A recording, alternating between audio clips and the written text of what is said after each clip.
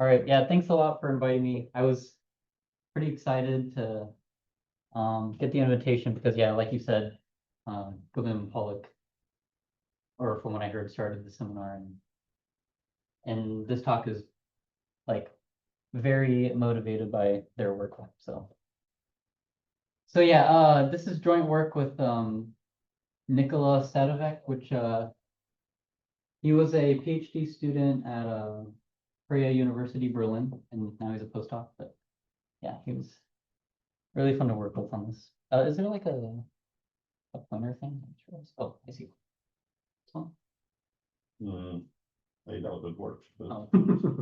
no, we unplugged it, so, Oh, I see. but feel free to use it to point at some. That's all right. Okay, so yeah, so wait, there we go. So kind of the first on this topic that motivated and has led to a lot of interesting research in discrete geometry is called Helly's theorem. So it states that if you have a family F, a finite family of convex sets in Rd, such that every d+1 sets in F have a common point, then the set F or the family F can be pierced by one point. And what I mean by pierced is just that there's just you can find a point that's in the intersection of all the sets in your family F. So yeah, this is like a nice local to global property of convex sets or families of convex sets. So you have this local condition, every d+1 sets intersect, and then you have this global conclusion, there's a point in the intersection of all your sets. So just quickly to kind of demonstrate this. So if I have these three sets in the plane and I want to add a set while maintaining the Helly condition, so every three sets have a common point, then this new set I add has to have a point in each of the pairwise intersections. And then by Helly's theorem, this convex set has to have a point in this triple-wise intersection. So yeah. Okay. And like I said, a lot of things kind of branched off from Helly's theorem, like what happens when you like weaken this intersection condition, or what happens if you like take a more general family of sets than just convex sets, or maybe a less general family of sets, but maybe a weaker intersection condition, and all sorts of things. Another direction is instead of in the conclusion being pierced by a point, maybe you want to hit all of your sets with like a line or a plane and so on. And this is more the direction that this talk will go. So in that vein, we have the name for this. So we call it k-transversal to a family of sets F and Rd is a k-dimensional affine subspace that intersects each set in F. So in particular, for Helly's theorem, it gives a condition to have a zero transversal.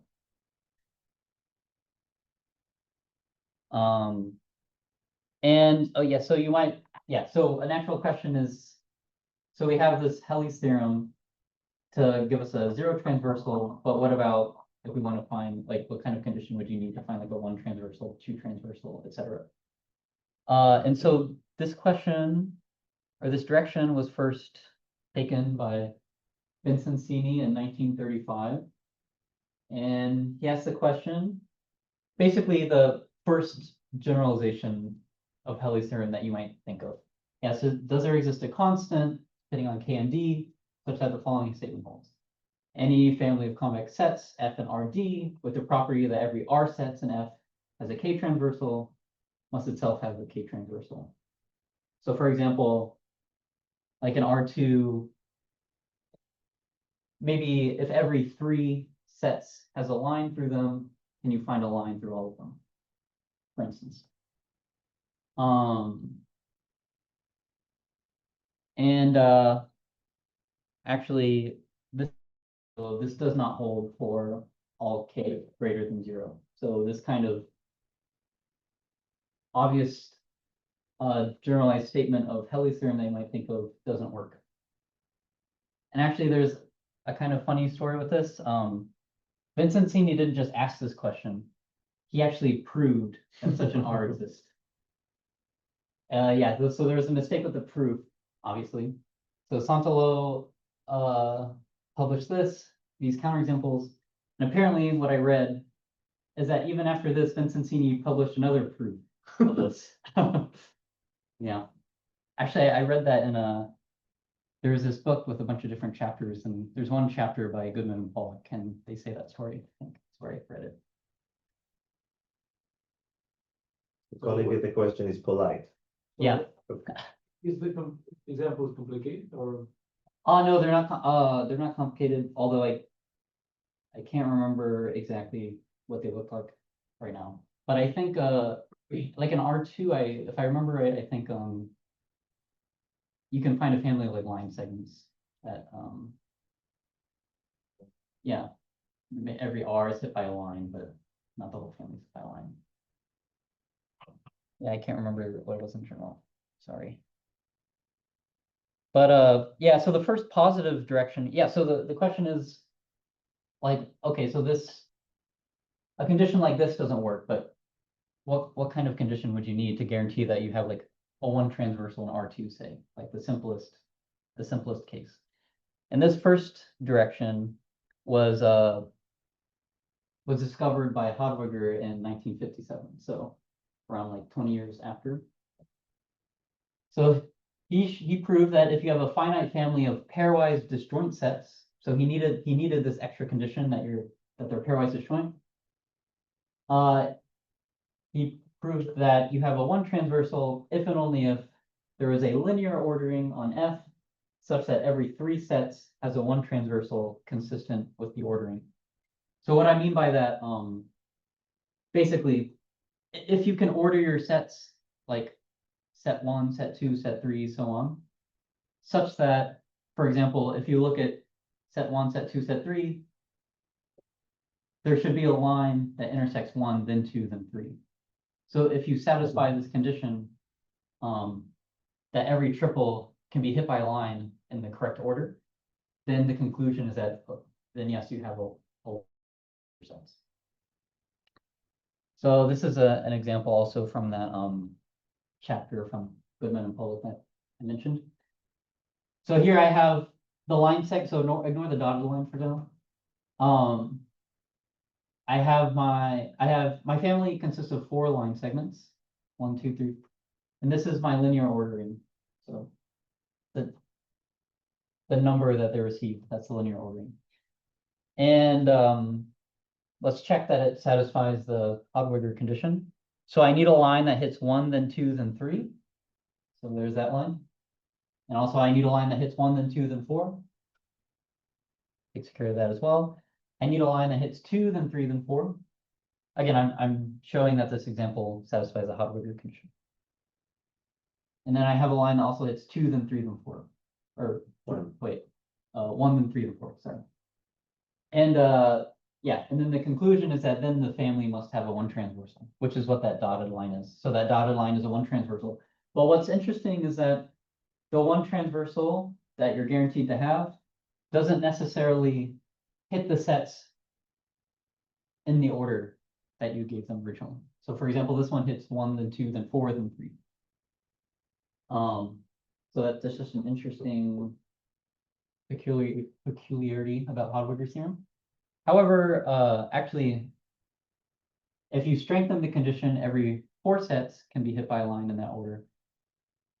Then you can guarantee a one transversal that hits all the sets in your order. But yeah, so this was the first positive direction sort of for a condition to have a higher dimensional transversal. But yeah, but still at this point, it was unclear how to generalize this for higher dimensional transversals and also like higher dimensional Euclidean space. But the first, so yeah, eventually this was expanded on, but the first way that it was expanded on is for, instead of lines in R2, hyperplanes in RD. So finding like a hyperplane transversal in RD. And I'm gonna, And then there's no order? well, there's like a sort of generalization of order, yeah. Yeah, so now I'm going to try to describe that with result. So here's sort of the definition, that's the main condition for these hyperplane transversals. So we say that a finite family of convex sets in RD separates consistently with a set of points in RK. And really, I'm thinking of this K as being dimensional Euclidean space. So we say it separates consistently with P if there exists a function phi from your family of sets to P. So I'm just assigning sets to points. Such that we have this following condition. If I take any two subfamilies of my F, and I only have to check subfamilies size at most d plus 1, then we have we need this condition. So if I have a intersection of convex holes among the points P and P, then I should be able to sort of pull back and get a intersection of convex holes among the sets themselves. So this is sort of like saying, if I have a radon partition among the points in P, I should be able to pull back this radon partition to the sets themselves. So I'll give it a kind of a picture in a second to, Wait. yeah. So what is K here? K is like a smaller number than D. A smaller number. Yeah. So just think about being D minus 1 for now, because yeah. We'll see in a second.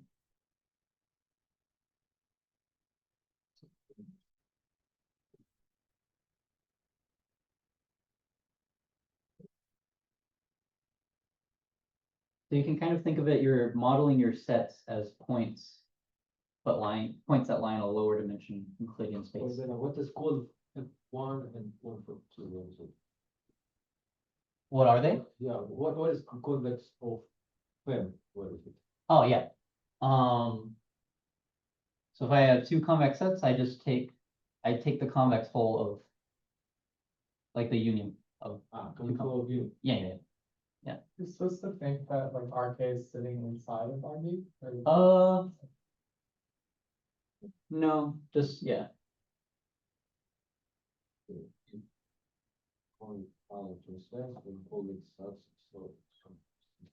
Like I said, I'll show a picture in a second. Actually, maybe I can just show it right now.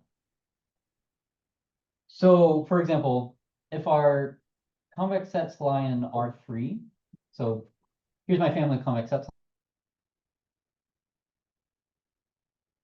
So these are my points in R2. So these are lying in R3, these are lying in R2. So I'm mapping this set to this point, or sorry, yeah, this convex set to this point, this convex set to this point, so on.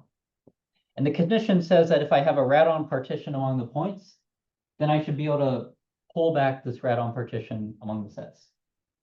So that's the condition. So in other words, I should be able to find a point in each of those convex sets such that you get that same radon partition.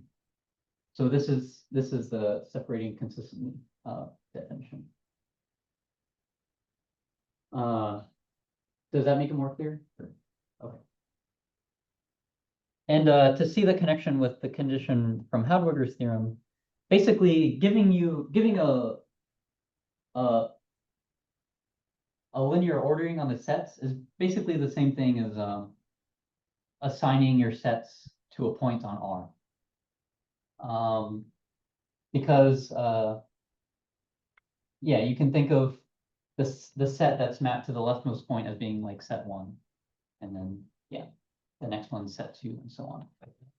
And so, for example, here, so these family of sets separates consistently with these set of points under this map, under this phi. For example, if I take the convex whole of phi1 and phi3 here, it intersects phi2. So that should mean that the convex whole of 1 and 3 should intersect 2. But that's the same thing as saying that there's a line that intersects 1, then 2, then 3. So it's the same condition for Haberger's theorem. Wait. Why? Yep. So, it's again, suppose that your family satisfies Haberger condition. Yeah. Why it satisfies your condition? Yeah, because so say it satisfies Haberger's condition, so I've numbered them 1, 2, 3, 4, or whatever to n. I map set 1 to a point in R, and that'll be the leftmost point that gets mapped to. I map set 2 to something to the right of set 1. I map set 3 to something to the right of those two, and so on. And then it's Okay, gonna you use this yeah. order. and then it's gonna separate consistently with that. Really? Mhm.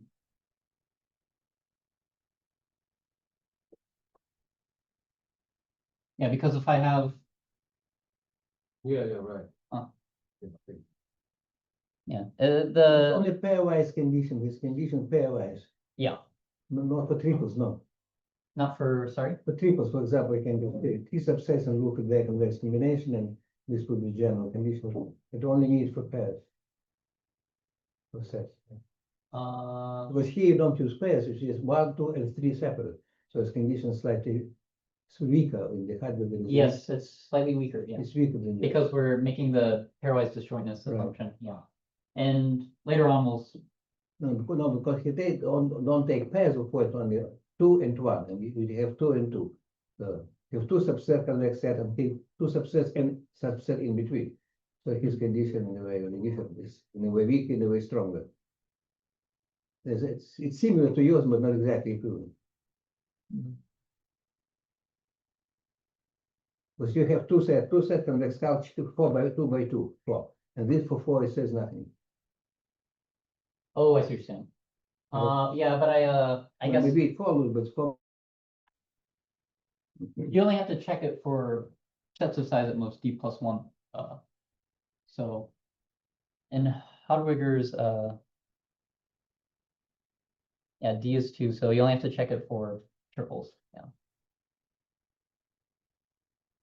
And actually, if I didn't have this condition here, this is an equivalent definition. Yeah, Yeah, by right. Herberger's. Yeah. Okay. Yeah. Thank you. That's a good point.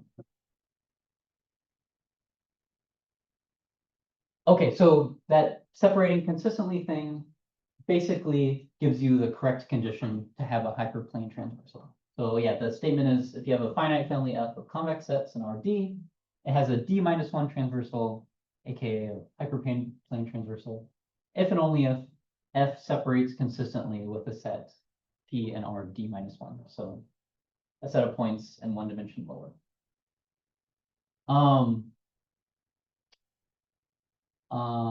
Yeah, just a quick note. If your family of convex sets has a D minus 1 transversal, then it's clear that it separates consistently with a set of points in R D minus 1. Because you take your hyperplane transversal, and to get a point set that separates consistently with it, you just take a point on the intersection of your set F with the hyperplane for every set F. That works. So this direction was obvious, and then going the other direction was the main content of the theorem. Yeah, and just an interesting I don't know, history. This was actually proven in a series of like 3 papers. So Goodman and Pollack in 1988, they were the ones that found this found the condition to have a hyperplane transversal. Except they needed, in their proof, they needed a sort of disjointness condition. Different from Haberger's, but kind of sort of like a generalized notion of disjointness. Wenger then figured out how to take out the disjointness condition in Haberger's theorem. And then Pollack and Wenger figured out how to do everything here. So I have no disjointness condition on F in this theorem. So they do it without that condition. Okay. Oh, yeah. So I want to give a proof of this, and to prove it, we're gonna use this, Borsuk-Ulam theorem. So, yeah, so Borsuk-Ulam theorem says if you have a continuous map from an n-dimensional sphere to Rn, which is antipodal, then it hits a 0. So this is what we're gonna use to prove it. So the proof I'll show is slightly different from the one that or that Pollack and Wenger did. It's this, they also use Borsuk-Ulam, so it's similar in spirit, but this one's slightly altered, and it's the kind of method that'll be used to show the main theorem that I'll show. So, okay, so here will be a sketch when D is 2.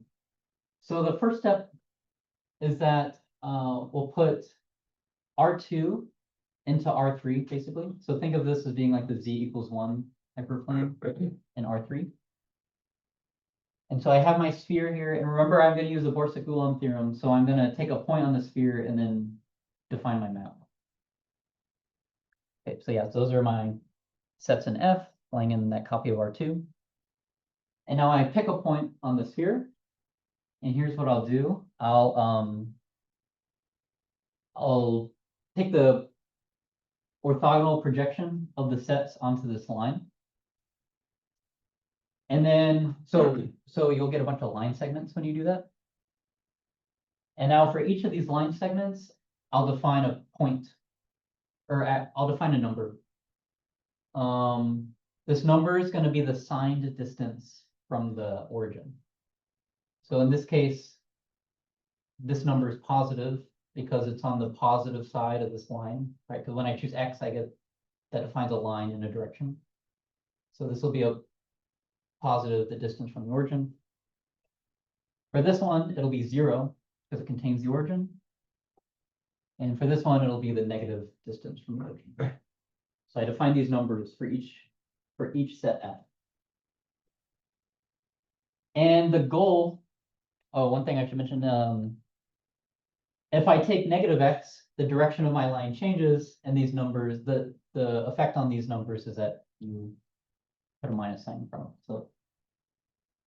So what I'm trying to say is that these PFX numbers are antipodal with respect to X. Yeah. The distance from origin of the projection. Yeah. Yeah, and the goal is to find a point X on the sphere such that all of these line segments contain the origin. And the reason is because if I take the orthogonal complement of this line, that's going to be a plane which intersects up here in a line. And this line will intersect all the sets in F if and only if they all project onto the origin. So that's the goal, to find it. Yeah, so if I take the orthogonal complement of this line, that's a plane in R3 that intersects up here in a line. And yeah, and so the goal is to find an X where everything projects onto the origin. Because that's just, because then that line will hit everything. So, so that's what we're going to use the Borsuk-Ulam theorem for. So here's the map that I'll define. Here, so I take the sum. So given an X, I take the sum of all these PFXs. So this is an R, this first part. And for this one, I take the weighted sum of the phi points. So this is a point in RD minus 1. So this is an R, this is an RD minus 1. What's phi again? What's phi? Yeah, so that was part of the separating consistently thing. Oh, Okay, yeah. Yeah, so this is a point lying in that RD. Could you answer again with this question? Sorry? Can you answer again with the previous question? Oh. So this phi of F is a point in RD minus 1. So the phi was that was part of the separating consistently definition. So yeah. And so what does it mean? So what does it mean for this to have a 0? So yeah, by the Borsuk-Ulam theorem, this has a 0 because, like I said, these PFXs are antipodal with respect to X. So what does it mean to have a zero? Well, there's two options. Either all the p's are zero, which means we're done, because it means everything projected onto the origin. Or some p's are not zero. And what does that mean? It means I have an affine dependence among these phi points. Okay, and then an affine dependence is the same thing as convex holes intersecting. So specifically, if I take f minus to be the sets such that this p number was less than zero, and I take f plus where this p number is greater than zero, then that affine dependence tells me that those convex holes intersect. So that's the equivalent.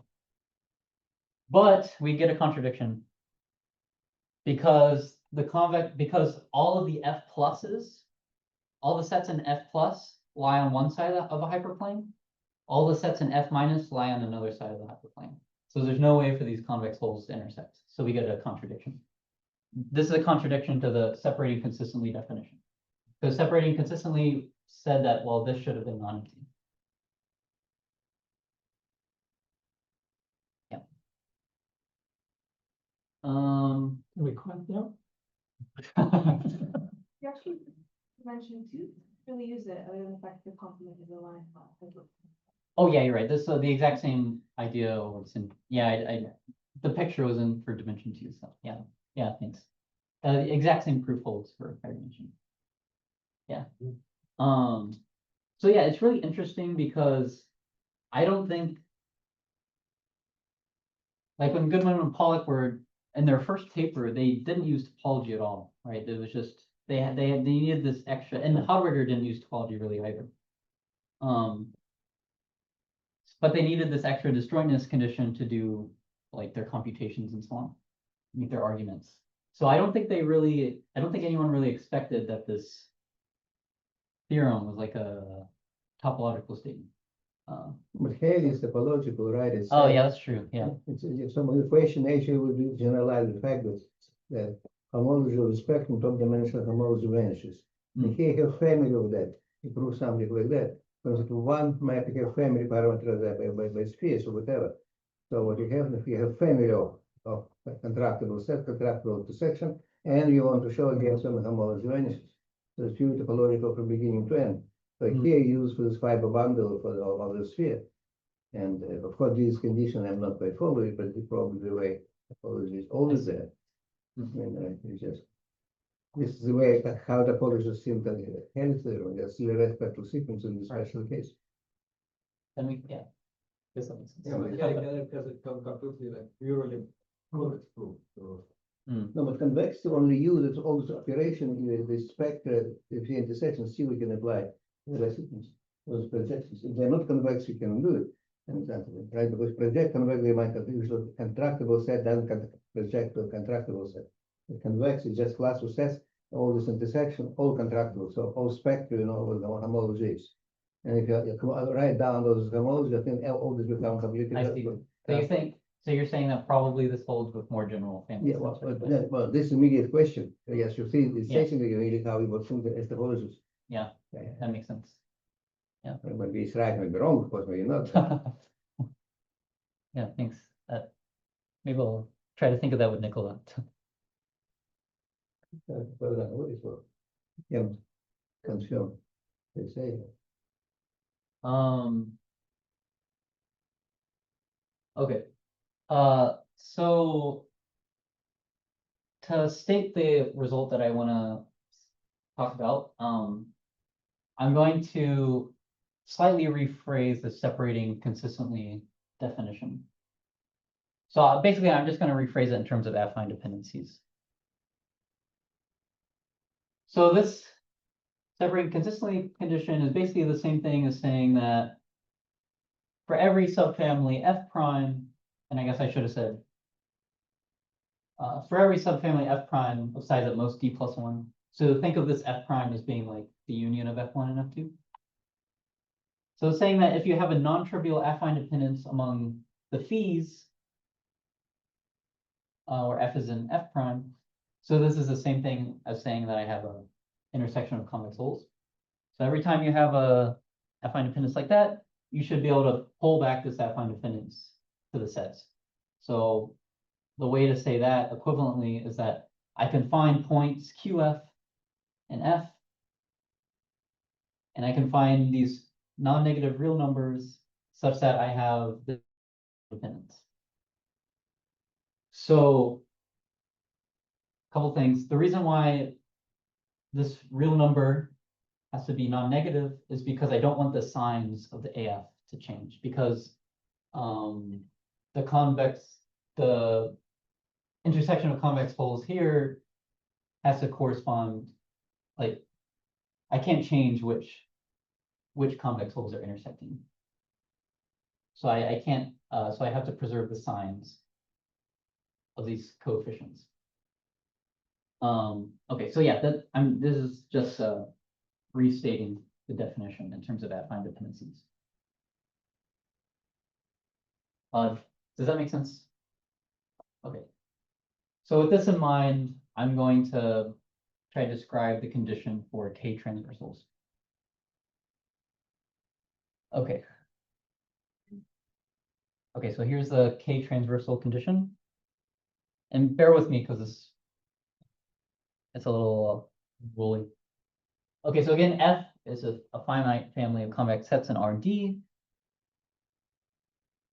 And again, we have a map assigning each of our sets to a point set in Rk. And really, this time, K is the same.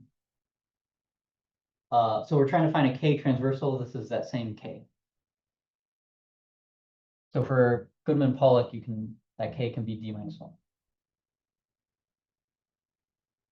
Okay, we say F is dependency consistent with D minus K tuples in P if for each subset F prime of this size, K plus 1 times D minus K plus 1, and for any D minus K collections of affine dependencies.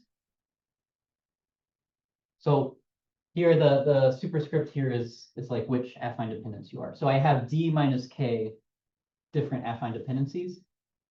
So for every collection of D minus K affine dependencies, I can find a QF and RF such that all of these affine dependencies basically pull back to the sets F themselves. So one thing, this QF has to work, this QF and this RF has to work for all of these D minus K affine dependencies. So the reason, so we weren't able, it doesn't seem like this condition quite, you can describe it using like convex holes and stuff. So that's why we're describing it like this. Another thing is that one might ask, like in R3, if you want to find a line transversal, maybe something like similar to Hadwiger's condition would work. But it was shown by Holmsen and Matuszek. They gave an example of a family, say, I don't know, I think it was like a family of like n+2 sets. And there's and they show that for any ordering, or sorry, they gave an ordering such that any n sets can be pierced by a line in that order, but not all the sets can be pierced by a line. So it's that kind of shows that this kind of more combinatorial or this convex hole condition doesn't really work even in R3 for line transversals. So that's why it kind of makes sense that you need a different. So maybe the condition does need to be a little bit more linear algebraic, rather than being described combinatorially or with convex holes. So yeah, but what I want to say also is that this condition interpolates perfectly between Helly's theorem and Goodman-Pollack-Wenger theorem. Because when K is D minus 1, so we're in the Goodman-Pollack-Wenger case, then here you get D plus 1 again. And you have one affine dependence that needs to be able to pull back. So it's the exact same condition that I showed in the previous slide. And when k is equal to 0, so that's the Helly's theorem situation, then again I get d plus 1 here, and it's not as easy to eyeball, but it turns out this condition is the exact same thing as Helly's theorem, that every d plus 1 sets intersect. So when k is 0, we get Helly's theorem, we get the Helly condition, I should say, exactly. And when k is d minus 1, you get the Goodman-Pollack-Wenger condition, exactly. So it's interpolating between those. Okay. And then yeah, so our theorem is, this is the condition that gives you k-transversal. So yeah, if F is a finite family of convex sets in Rd, there exists a k-transversal to F if and only if F is dependency consistent with d minus k tuples in a finite set of points, P and R. All right. So was this the conjecture? Sorry, the conjecture for what? I thought there was a conjecture about Oh, what yeah. the theorem should be. Yes, But sorry, This is an no. improvement. Yes. Sorry, I should have mentioned, so Goodman and Pollack in their first paper did ask, what should the condition be for k-transversal? But they didn't know what the condition, like they didn't have conjecture. Yeah. So can you give example, like, okay, it's three-dimensional convex sets. So can you just explain this condition on that word?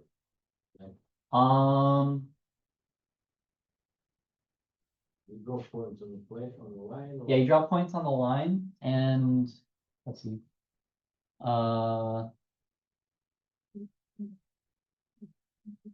You don't really have an example of three dimensions that's not covered by the line or type or like plane example that you just showed. So you have to go up another dimension.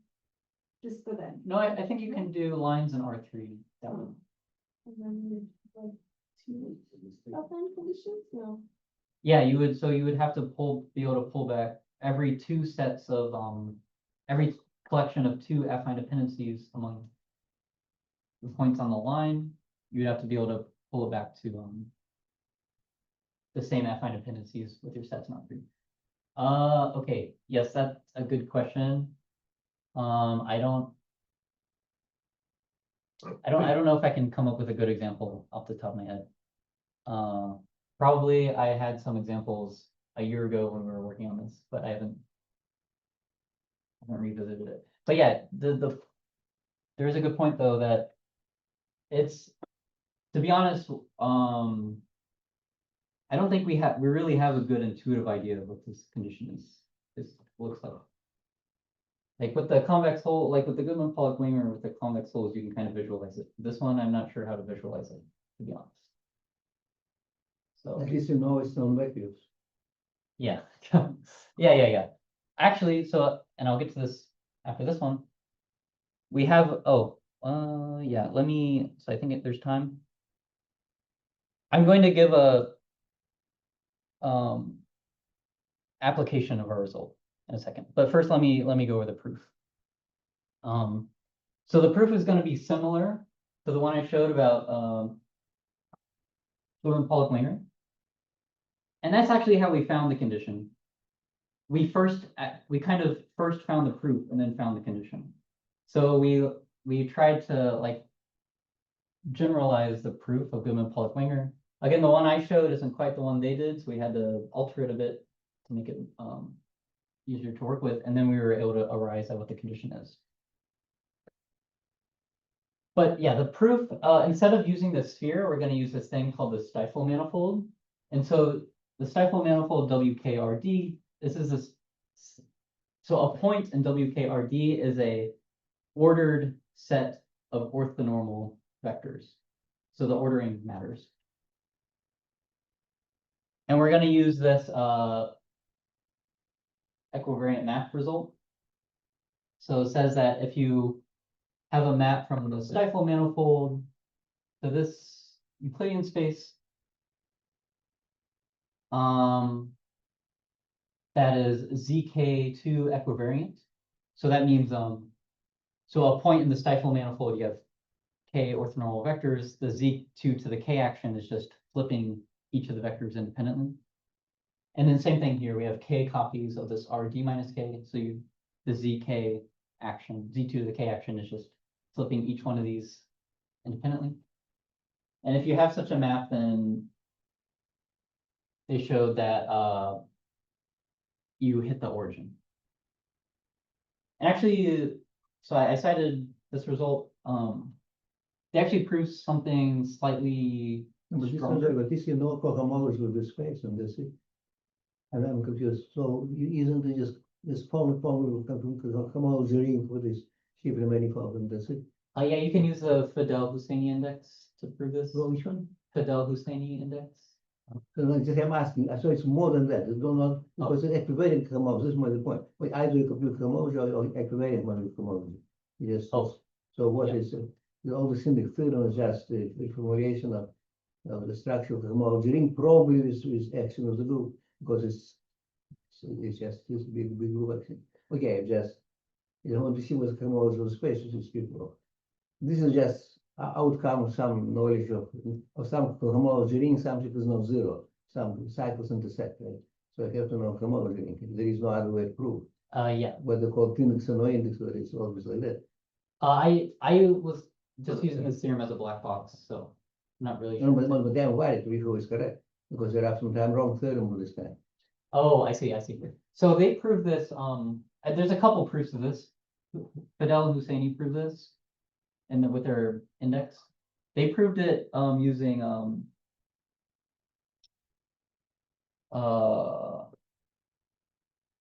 like a degree argument mapping. Degree argument. He confused homology degree argument. This is we have given a space, you perfectly know the space for all homogeneous spaces, you know how to compute homology rings, yeah. Just if you know topology, which I don't, it's just exercise. If you know, but there might be something more subtle there. Maybe it's equivalent homology, but I think it's not. Right, so right, so each of those might define some cycle, and these not homologies to zero, we have to show intersection non-zero. Like, or maybe something else. A miracle happens, it depends on the special structure of the cycle. This never happened before in the history of this mathematics. And whenever people make conjectures beyond it, they always find out example. Yeah, go on. No, it's interesting. Because I want to learn more about that stuff too. But yeah, for I'm just using it as a black box here. Nicola actually knows more about the intricacies with that. So I'm for the sake of the picture, but again, it's going to work in any codimension. Let's do codimension 2. So what dimension, can you remind you, have this Stiefel in which dimension you made? Yes, so This, if it is perfect dimension or it's one below the critical dimension. oh, So what dimension of the Stiefel at this point? And it goes. so this theorem is not the strongest you can show. So you can show If that K of RD, so dimension of the Stiefel is greater than dimension of the Yeah. right hand side. By how much? so you can instead of d minus k to the k, you can do d minus 1, a copy of rd minus 1, and then a rd minus 2, rd minus 3, all the way to. Okay. And then the dimensions are equal. Okay, then they match. Yeah. And then it will be quality. Yeah. And then it will be top dimensional intersection. So it just, okay, and you divide the Stiefel by this group which act there freely, right? The evolution group. And just look, what do we see this picture? Okay, that's really.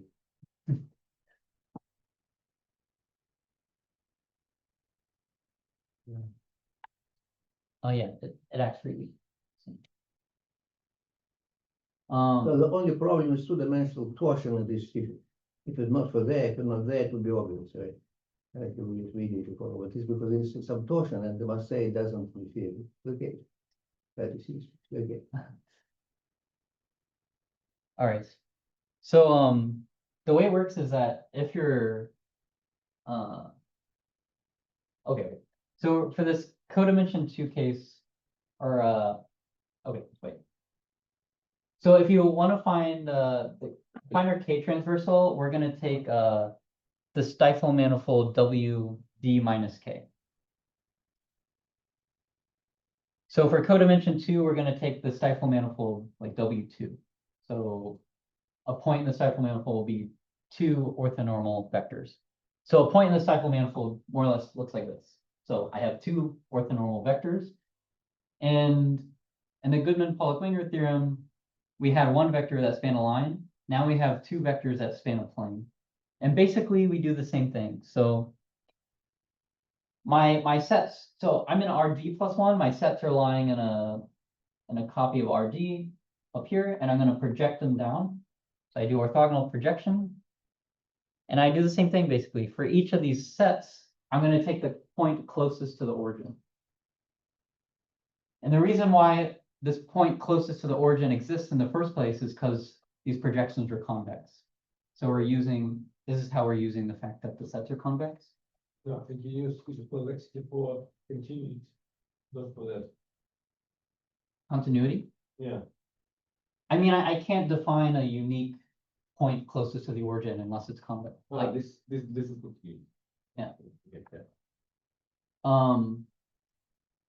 And so this P, instead of being a number now, it's like a vector. So in this case, it has 2 components, it has like P1 and P2. And notice if I take any Q in my set and then I project that down, then viewing Q as a vector, its dot product with this will be positive because it's within 90 degrees of this vector. I'll get back to that in a second. So that's also follows from the fact that this is a convex set.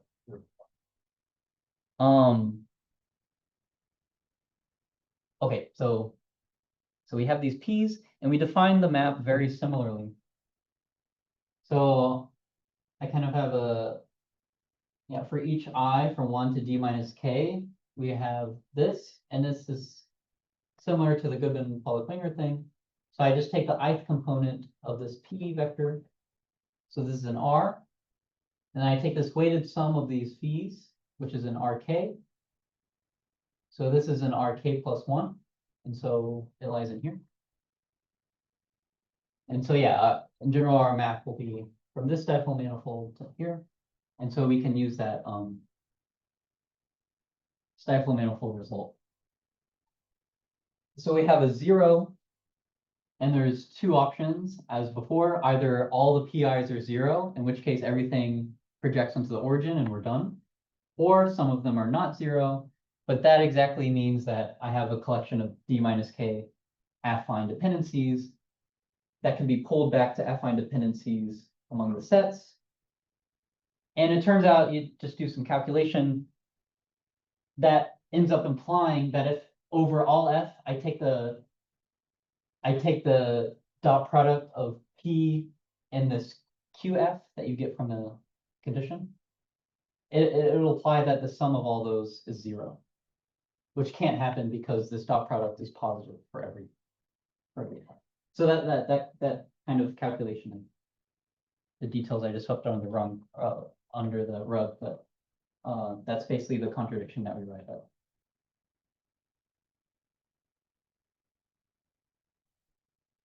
Okay, and then finally, I want to say a nice application of our result. So there's this really nice result by Stiefel and Rechika. They prove that if you have K plus 1 finite point sets in RD, A0 to AK, then we can find a k-dimensional affine subspace. So it's called the central transversal theorem. So this k-dimensional affine subspace T is like the central transversal. And this T has a property that for every closed half space that contains it, you have this proportion of points from AJ for each J.